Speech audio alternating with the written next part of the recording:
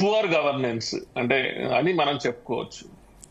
JP గారు, నరహరి గారితో నేను పూర్తిగా ఏకీపిస్తున్నాను. చక్కటి పదం వాడారు, అఘోషిత ఆలిగార్కీ అని చెప్పాను. అన్డిక్లేర్డ్ ఆలిగార్కీ, అప్రకటిత ఆలిగార్కీ. అయితే రెండు విషయాలు చర్చలోకి వచ్చినట్లు కొంచెం క్లారిటీ కావాలి.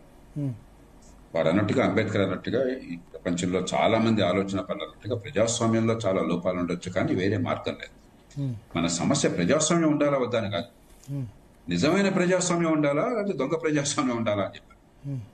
మన ప్రజాస్వామ్యం కేవలం ఓటు ఖచ్చితంగా వేస్తున్నాం, బలవంతంగా వేయట్లా. డబ్బులు తీసుకుని ఓటేసినా, అబద్ధాలు నమ్మి ఓటేసినా, తాత్కాలికమైన తాయిలాలకు లోపడినా, లేకపోతే కులం వర్గం కారణంగా వేసినా కూడా మనస్సు చెప్పినట్టు వాళ్ళు ఇష్టం వచ్చినట్టు వేస్తున్నారు. ఓట్లను సరిగ్గా నిజాయితీగా లెక్కెడుతున్నాం.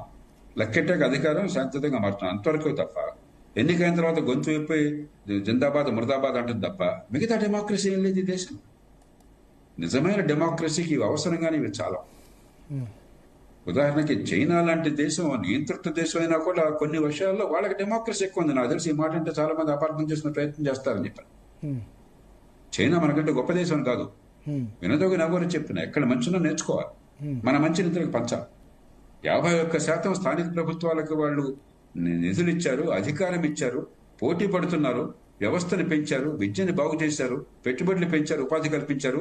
అందుకే చైనా సర్వసంపన్నమైంది. బీజింగ్ లో కూర్చొని జైలవాడు వాళ్ళ చూసి సమాచారం నేర్చుకోలేమా మనం? అట్లాగే చట్టబద్ధ పాలన లేకుండా ప్రజాస్వామ్యమా?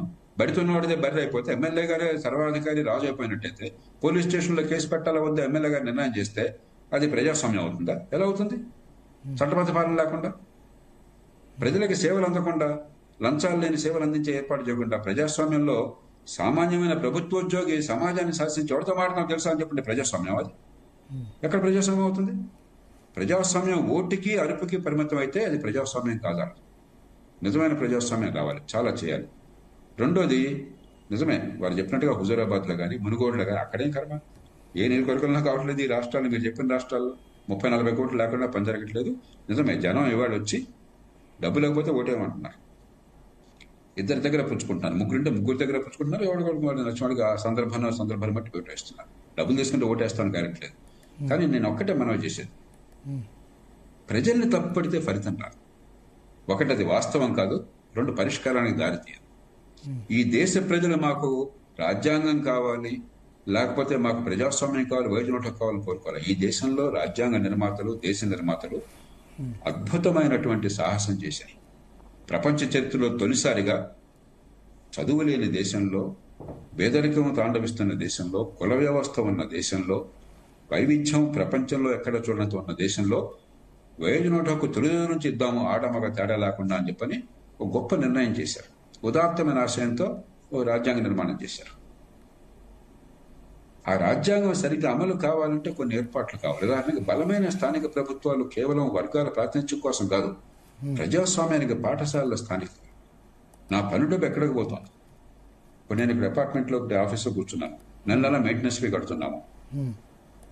మాకు లిఫ్ట్ పనిచేయలేదు అనుకోండి, వెంటనే ఫోన్ చేస్తాను, సూర్య బల్లా గారు మరి నెల మెయింటెనెన్స్ ఫీ కడుతున్నాం, లిఫ్ట్ పని చేయట్లేదు అని గొడవ పెడతాను. లేకపోతే ఇంట్లో మంచినీళ్ళు రావట్లేదు అనుకోండి, ఆఫీస్లో మంచినీళ్ళు రావట్లేదు, డబ్బులు కడుతున్నాం అంట. అది ప్రజాస్వామ్యం. భారత్ మాత మహాన్ ప్రజాస్వామ్యం కాదు. దేశాన్ని గౌరవిద్దాం, పతాకాన్ని వందనం చేద్దాం, కానీ నాకు అర్థమయ్యే పనులు నా కళ్ళెదురుగా జరగాలి, నా పనులు ఎక్కడికి పోతుందో తెలియాలి. ఓటునే వేసిన వాడు బాధ్యుడు, అధికారం ఉంది, బాధ్యత ఉంది అని స్పష్టంగా తెలియాలి. డిస్కషన్ వచ్చింది కాబట్టి ఫ్రీబీస్ ఎట్లా, ఫ్రీబీస్ మీద ఒపీనియన్ ఏంటి? ఎందుకని ఇప్పుడు అందుకే నేను చెప్పేది, అది ఎప్పుడైతే లేదో ప్రజలకి అర్థం కాలేదు ఓటు విలువ, ప్రజలకి సేవలు అందట్లేదు, ప్రజాస్వామ్యం అనుకున్న ఫలితం మనం అనుకున్నాం కదా, విద్య రావట్లేదు, ఆఫీసులో లంచాలు ఉన్నాయి, చట్టబద్ధ పాలన లేదు, ఏ పనులు జరగటం లేదు, పేదరికం పోవటం లేదు. దాంతో ఏమవుతుంది, చర్చనుడి పెళ్లికి వచ్చిందా కట్నం డబ్బులు తీసుకుంటున్నారు. ఫ్రీబీ ఉందనుకోండి, మీరు ఫ్రీబీ మీరు నేను అంటున్నాం కరెక్టే, నేను చెప్పేది 100% కరెక్ట్, మీరు చెప్పేది 100% కరెక్ట్. కానీ సామాన్య దృష్టిలో చూడండి, మీరు ఎవరు వచ్చినా కూడా నా జీవితంలో ఏ మార్పు రాకపోతే కనీసం నెలకి ఎంత ఇస్తాను అంటున్నాడు, ఫ్రీగా పవర్ ఇస్తాను అంటున్నాడు. అది తప్పే, నష్టమే. కానీ ప్రత్యామ్నాయం మీరు చూపెడుతున్నారా? ఒక కుటుంబం ఉందనుకోండి, ఇవాళ పౌడర్లకి స్టోక్ ఖర్చు పెడతామని చెప్పంటే అలా ఎట్లాగంటే రేపు పిల్లలు బతకాలి కదా, అప్పులు పెరిగిపోతే ఎట్లాగని చెప్పి ఆలోచిస్తారు. మనం తెలియకుండా ఏం చేస్తున్నాం, వనరులు ఏమున్నాయి, ఏం జరిగితే లాభం వస్తుందని అర్థం కాకుండా ఎలాగ జరుగుతుందో నమ్మకం లేదు. నిజంగా అది ఈ డబ్బుల వల్ల వేరే మంచి పని జరుగుతున్న నమ్మకం ఉందనుకోండి, అప్పుడు ఫ్రీబీస్ అడగరు. ఆ నమ్మకం లేదు, మీరు ఆ నమ్మకం కలిగించాల. కాబట్టి చచ్చుడికి వెళ్ళి వచ్చింది ఆ కట్నం. ఓటర్కి డబ్బులు ఇస్తే తీసుకుంటున్నాడు, ఎలక్షన్లో హామీలు ఇస్తే సరే అంటున్నాడు. అది ప్రజల తప్పు కాదు, వాళ్ళు బాధితులు, నష్టపోతున్న వాళ్ళు. ఓకే, అక్కడ ఎప్పుడవుతుంది, మీరు సరిగ్గా అక్కడ వ్యవస్థలో ఆర్థిక సంపత్తిని పెంచి అందరికీ ఫలితాలను ఏర్పాటు చేశారనుకోండి, అందరికీ విద్య అందించారనుకోండి, స్థానికంగా డబ్బు ఎక్కడ పోతుందో తెలిసిందనుకోండి, నేను ఫ్రీబీ తీసుకుంటే రోడ్లు ఈ పాట్ హోల్స్ పోవు, డ్రైన్లన్నీ ఇట్లానే ఉంటాయి, ఆ దారిలో పోతుంటే వరదస్తే మునిగిపోయే ప్రమాదం ఉన్నది, అంతా కంపు కొడుతూ ఉంటుంది, లేకపోతే దోమలు ఉంటాయి. అలా కాకుండా ఈ దోమలు పోగొడుతున్నారు, ఇగో ఈ కంపు పోతుంది, నాకు రోడ్లు బాగుంటున్నాయి, పిల్లల స్కూల్ బాగుందని నమ్మకం కలిగింది అనుకోండి, ఫ్రీబీ అడగరు. మనం ఎలాగా ఈ డబ్బుని సద్వినియోగం చేసి ప్రజల్ని మెప్పించాలి, ఈ రకంగా పోతే బాగుండాలని చెప్పి చూపెట్టకుండా ప్రజలు తిడుతున్నాం. ప్రజల్ని అమాయకత్వం వల్ల, పేదరికం వల్ల నిస్సహాయాలు కావటం చేత తిరుగుతున్నారు. కానీ ప్రజలు తప్పు చేశారన్న భావానికి వస్తే మన ప్రజలందరినీ అమెరికా పంపించి అమెరికా వాళ్ళని ఇక్కడ తీసుకొద్దాము, దానికి పరిష్కారం లేదు. ప్రజలు బాధితులు. ఒక ఆడపిల్ల మీద అత్యాచారం జరిగితే ఆడపిల్ల నిందిస్తే అట్లాగా, అది ఆ రకంగా పరిస్థితి కల్పించిన వాడు దుర్మార్గం. మన వ్యవస్థ అట్లా తయారు చేసింది. నేను ఈ దేశంలో నా అంత గట్టిగా ఓట్ల కొనుగోలు గురించి, నేరచరిత్ర గురించి మాట్లాడి పోరాడిన వారు లేరు. కానీ ఎందుకు మార్పు రావట్లేదు? వ్యవస్థ నిర్మాణం లేదు. అందుకని వ్యవస్థ నిర్మాణాన్ని మార్చే ప్రయత్నం చేయకుండా అధికారాన్ని పొందటము, అధికారంలో కొందరు మంచి కూడా చేస్తున్నారు, అందరూ చెడు చేస్తున్నారు అంటలా. కొంతమేరకైనా మంచి చేసి పోదాం అనేవాడు కొందరు, దోచుకుందామని మరికొందరు, ఏది లేకుండా పదవిలో ఉందామని మరికొందరు తప్ప అధికారం వ్యవస్థని మార్చడానికి, నాయకత్వం ప్రజలకు నచ్చ చెప్పి మార్పులు తీసుకోవడానికి నాయకత్వం ఉందా ఈ దేశంలో? ఇప్పుడు ఇవాడు రాష్ట్రాల్లో నాయకత్వం ఉందా? ఇవాడు ప్రజలు నచ్చప్పే ప్రయత్నం కొద్దిమంది చేస్తున్నారు, అసలు అందరూ చేయట్లేదు అంటారు. అత్యధికులు ఏదో ఏ గాలి వాటాన్ని పోతున్నారు అంతే. అందుకని వాడు నిన్న ఒక పార్టీలో ఉంటాడు, రేపు పొద్దున మరో పార్టీ అంటే పూర్తిగా ఆపోజిట్ పార్టీ.